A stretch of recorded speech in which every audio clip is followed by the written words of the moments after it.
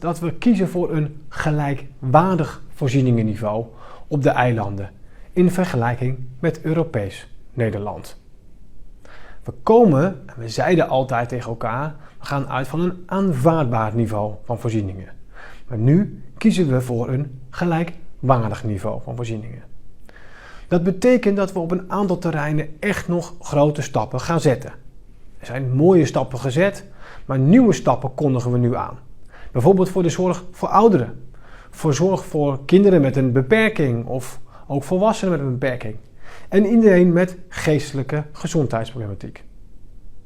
En zeker ook hoort daarbij het inzetten op preventie en een gezonde leefstijl. En daarom gaan we bijvoorbeeld sportaccommodaties beter toegankelijk maken. Gelijkwaardig betekent niet dat we alles uit Europees Nederland zomaar één op één gaan overnemen. Want Bonaire, Sint-Eustatius en Saba zijn echt andere eilanden dan wat wij hier in Nederland kennen in de gewone gemeente. En aan die uniekheid wil ik ook recht doen.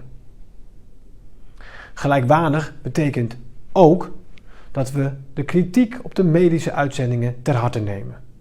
We gaan daar vervolgstappen in zetten om de bureaucratie te verminderen en het proces zo efficiënt mogelijk te laten verlopen. Ten slotte, ik werk heel graag samen met iedereen, ook breder in het hele Koninkrijk, Curaçao, Aruba en Sint Maarten, om deze visie te verwezenlijken. En daarin staat ook centraal de DCHA, de Dutch Caribbean Hospital Alliance. Die is cruciaal, juist ook voor die medische uitzendingen, maar ook om de zorg en ondersteuning voor iedereen in het Koninkrijk goed te organiseren. Maar niet alleen met de DCHA, maar ook met iedereen op de eilanden en iedereen die echt goede stappen in zijn hoofd heeft, voornemens heeft, werk ik graag samen om deze visie verder uit te werken.